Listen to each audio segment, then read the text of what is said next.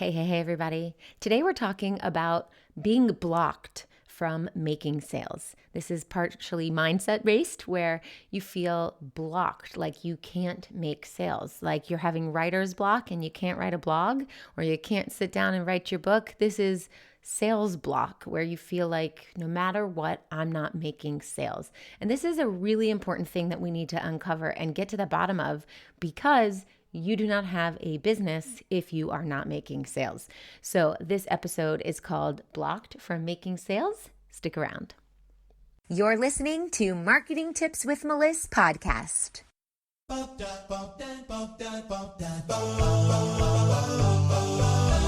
Welcome to Marketing Tips with Meliss podcast. And now your host, Meliss-Ep.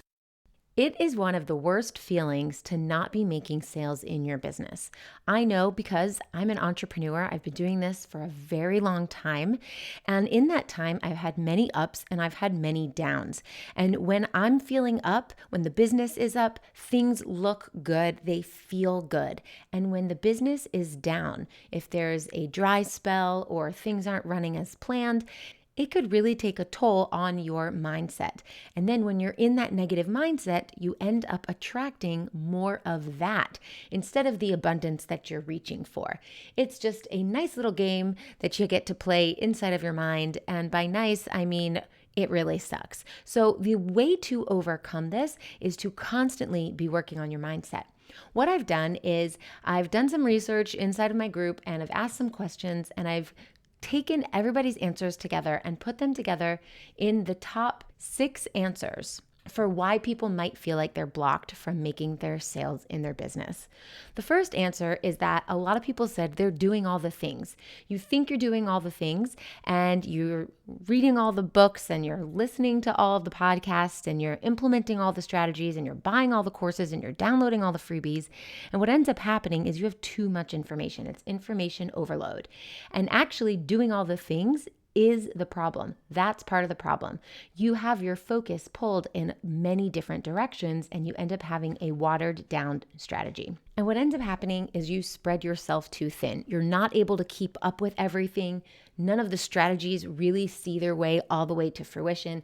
Strategies mean you got to keep doing them. I'm going to talk more about that in a little bit. So when you're doing all the things, chances are that is your problem. That's why you're not making sales.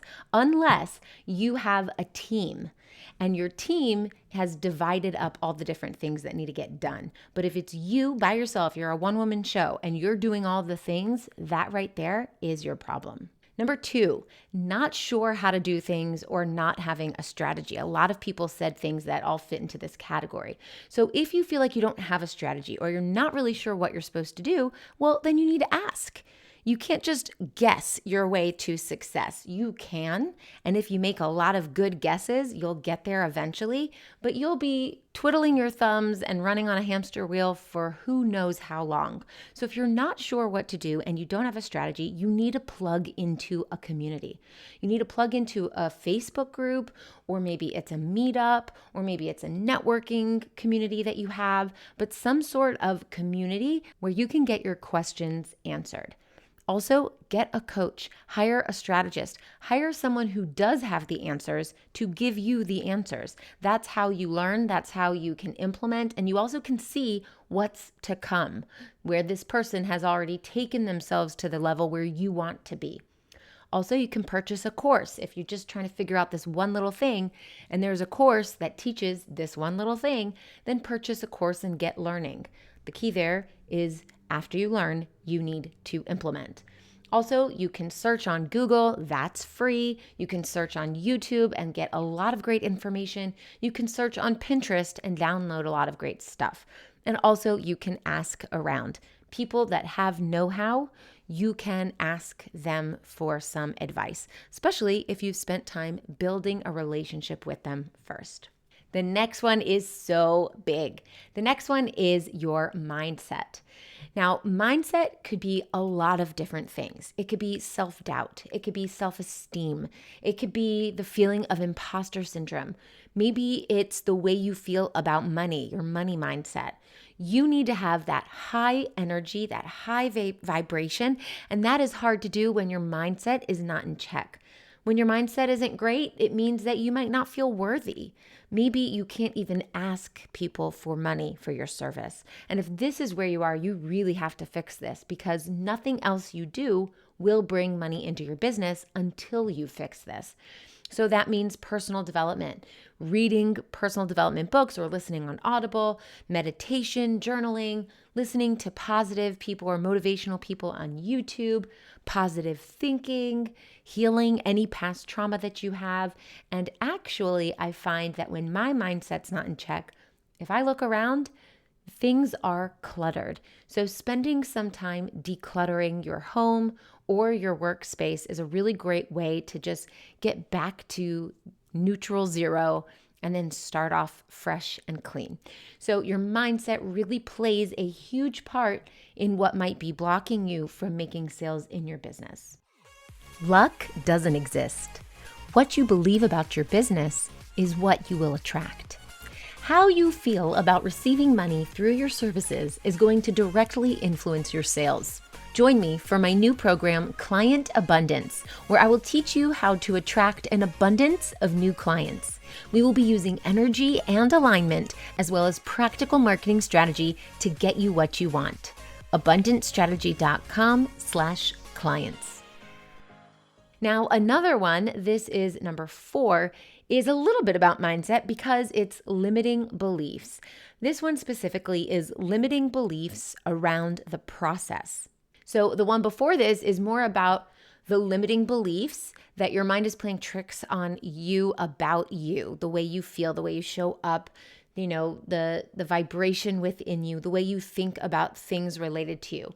This one is the limiting beliefs around the process, the actual sales process.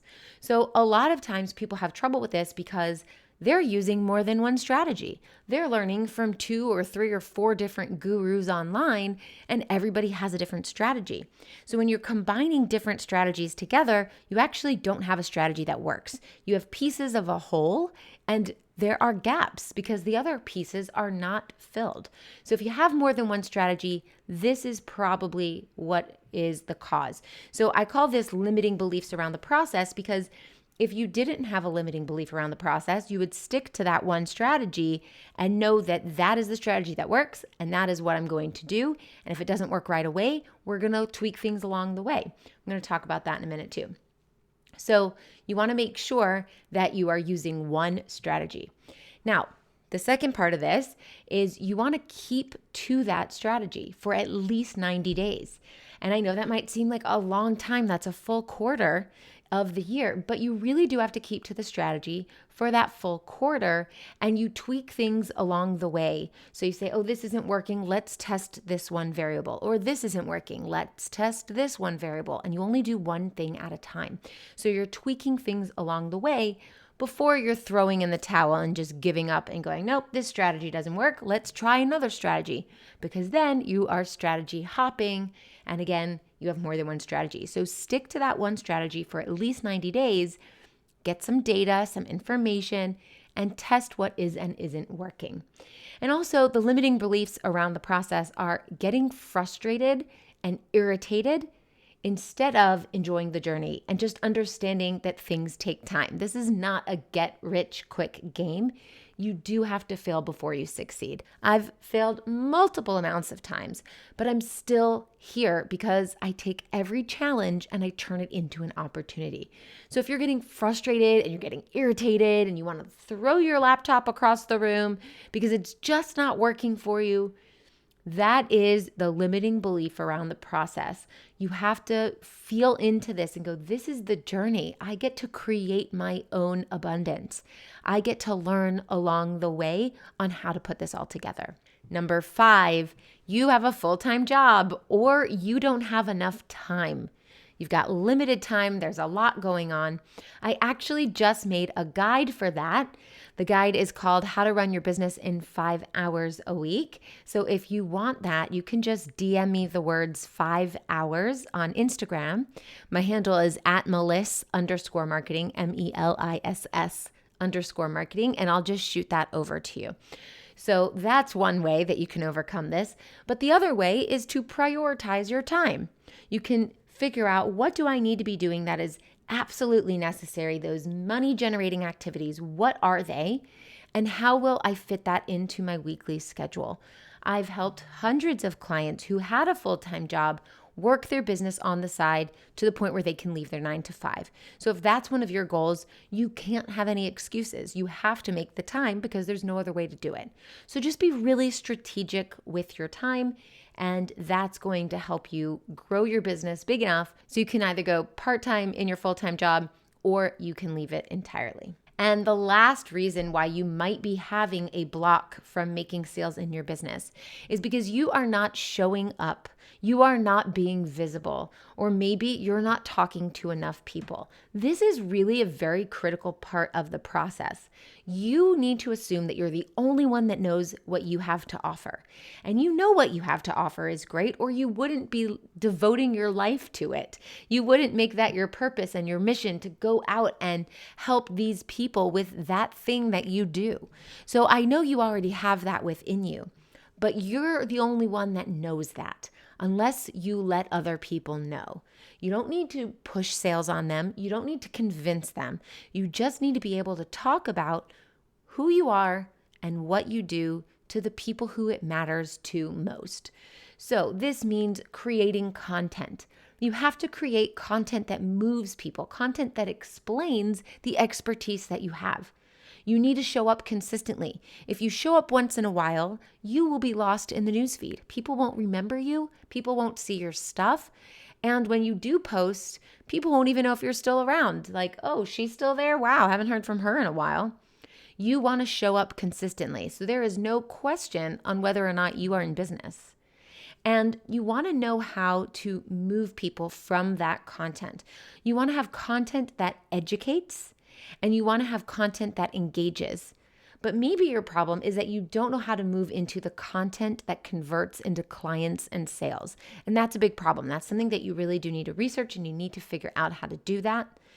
Because if you are only posting cat memes, and what you have to do has nothing to do with cats or memes, then you're wasting the opportunity to educate people. So you want to educate people on what it is you do. You want to engage with them so there's a conversation, a back and forth. You're building the relationship, so you're providing value. And then you want to be able to move them into your programs because you help them do exactly what they're having problems with.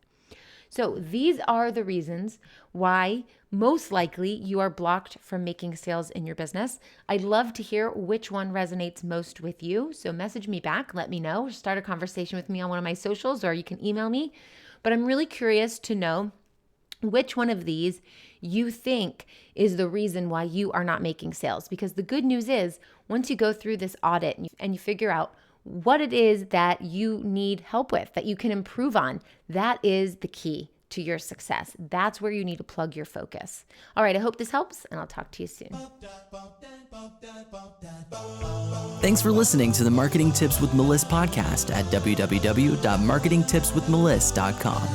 Hey, coaches and healers, it's time to feel supported in your business. Head on over to our free community to get access to my best resources for free. I'm talking marketing tips, business strategy, feedback, and so much more. Join now at magneticmarketingmastermind.com. See you there.